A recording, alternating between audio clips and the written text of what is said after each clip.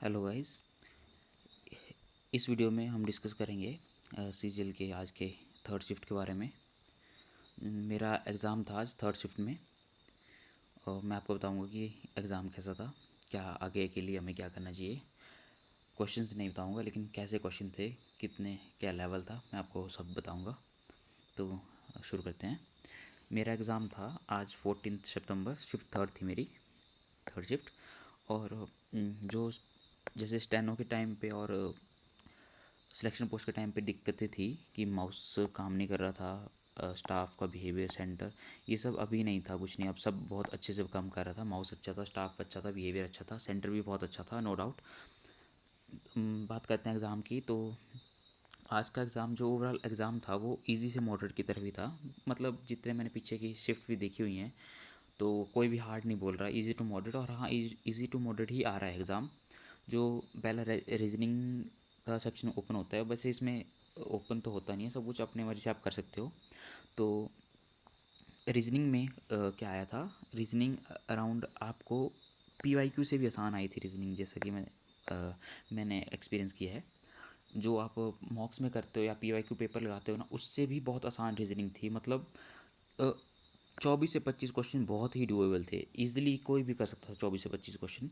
और इसमें ज़्यादा क्वेश्चन अगर ऐसा बताऊँ मैं आपको कि वर्ड एनालॉगी जो होती है, ABCEF, और इसके नीचे कुछ रहा था वर्ड का, जैसे बी का उल्टा एक्स है, ए का उल्टा जेड है, ऐसे करके आ रहा था। तो कभी +-1 +1 -1, बहुत ईजी था। 4 से 5 क्वेश्चन आए थे और डायरेक्ट क्वेश्चन थे, उसके डायरेक्ट आंसर थे। रीजनिंग कोई भी कर लेगा आप में से अगली शिफ्ट के लिए, तो रीजनिंग पे उतना टेंशन नहीं लेनी है। मैथ जो था वो भी बहुत डुएबल था, मतलब इजी था। एडवांस से अराउंड 1 से 2 क्वेश्चन थे, इससे ज़्यादा एडवांस क्वेश्चन नहीं है। अर्थमेटिक था सारा का सारा, और टिग्नोमेट्री के क्वेश्चन थे, 2 से 4 क्वेश्चन थे टिग्नोमेट्री के। और जो अर्थमेटिक है वो लेंथी स्टेटमेंट आ रही हैं, जैसे कि मिक्सचर का क्वेश्चन आ रहा है, कोई प्रॉफिट लॉस का आ रहा है, SICI का आ रहा है, या टाइम स्पीड का आ रहा है, ट्रेन का आ रहा है। तो वो जो क्वेश्चन है उसकी लेंथ जो है पढ़ने में वो 1 2 या 3 लाइनों का था, तो उसमें ही थोड़ा घुमा फिरा के क्वेश्चन दिया था, लेकिन डुएबल था, हो जा रहे थे आंसर। और सिंपल सिंपल क्वेश्चन थे, कुछ तो बहुत ही सिंपल सिंपल क्वेश्चन थे, बिल्कुल वन लाइनर ही बोल सकते हैं। तो मोस्टली इसमें भी अराउंड कोई भी बंदा 20+ जो है कर ही सकता है, इसने अच्छे से मैथ्स पढ़ा हुआ है। 20+। जीएस तो जैसे सब बता रहे हैं टफ़ है, बहुत टफ़ आ रहा है, नो डाउट। मतलब शिफ्ट वाइज डिपेंड करता है, लेकिन टफ़ आ रहा है। मेरे 11 अटैम्प्ट है आज के जीएस में। करंट अफेयर रेलिवेंट बिल्कुल भी नहीं है, कोई फ़ायदा नहीं है पढ़ने का। 22 से 23 का आ रहा है, कुछ फ़ायदा नहीं है। जो अगर अभी आपको कुछ करना है, अगर कल पेपर है, कल की इवनिंग में पेपर है, अगले दिन पेपर है, तो एक काम जरूर करना, परमार सर की हॉट टॉपिक्स की वीडियो करके जाना। डायरेक्ट 5 से 6 क्वेश्चन, 4 5 6 क्वेश्चन डायरेक्ट आ रहे हैं। मतलब आज के शिफ्ट में भी परमार सर के हॉट टॉपिक से मेरे को 4 क्वेश्चन तो टकरे ही टकरे हैं, या 5। उनमें से मैंने 2 या 3 ही करे, बाकी कुछ मैं नहीं कर पाया। बाकी कहीं से कुछ भी पूछ रहे हैं, जीएस का कोई था नहीं है, कहीं से कुछ भी आ रहा है भाई। इंग्लिश इंग्लिश जो है बाकी लोग बोलते हैं टफ़ है, लेकिन मेरे को इंग्लिश डुएबल लगी। आई डोंट नो, पर हो सकता है इजी है। इस शिफ्ट की इजी थी या नहीं थी। 18 से 20 अटैम्प्ट इजी, इसमें कोई भी ला सकता था आज भी। आरसी था, नो डाउट लेंथी था, पर मतलब आपको 1 या 2 रीडिंग दोगे तो आपको पूरा आरसी समझ आ जाएगा, इतना था क्वेश्चन। और आरसी बड़ा था लेकिन क्वेश्चन उसके वन लाइनर थे, वन लाइनर में आंसर थे, वन वर्ड के आंसर थे, नो डाउट।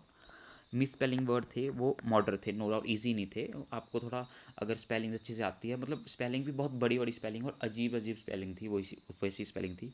एंटोसाइनो जो था वो टफ था, नो डाउट, पर एलिमिनेशन मेथड से हो रहा था। जैसे कोई कोई भी आप वर्ड ले लो, हार्ड ले लो, तो हार्ड के जितने भी, अब अगर एंटोनिम पूछा तो आगे जो भी इसके एंटोनिम होगा इसका सॉफ्ट, तो पर सॉफ्ट एक आध जगह लिखा होगा, लेकिन हार्ड के जैसे हार्ड के जितने भी एंटोनिम जो सारे सिनोनिम्स है, सो वो सारे लिखे होते हो, मतलब आप एलिमिनेशन लगा सकते हो, सीधी सी बात है।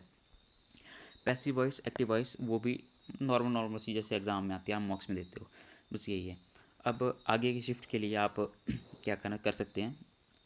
मेरी बेस्ट जो जितना मेरा एक्सपीरियंस है, मैं ये बताना चाहता हूँ कि परमार सर के हॉट टॉपिक्स रट जाओ भाई, कोई ऑप्शन नहीं है। इनमें से ही क्वेश्चन 4 5 बन रहे हैं, जीके के डायरेक्ट क्वेश्चन बन रहे हैं, नो डाउट। BN सर ने करवाया था, भारतीय न्याय नए नए जो रूल आए हैं उन पे भी क्वेश्चन बन रहे हैं, मतलब हर क्वेश्चन बन रहे हैं।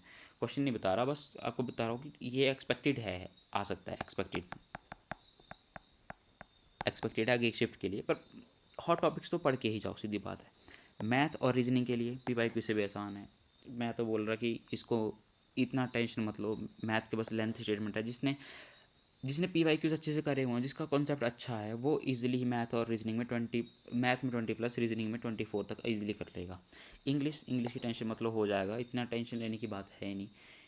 नॉर्मल है, जिसने इंग्लिश, जिसको नॉर्मल से आती है वो कर ही लेगा। अदरवाइज़ इंग्लिश में भी कोई भी बंदा 17+ ले आ सकता है इजीली।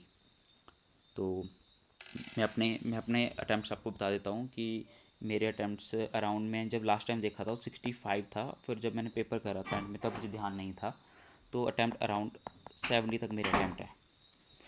65 से 70 तक अटैम्प्ट है, इतने ही मेरे अटैम्प्ट है, अब ध्यान नहीं है। सो दैट्स इट, यही था वीडियो में। आपको अच्छी लगी वीडियो तो लाइक करना, सब्सक्राइब जरूर करना। Thank you very much.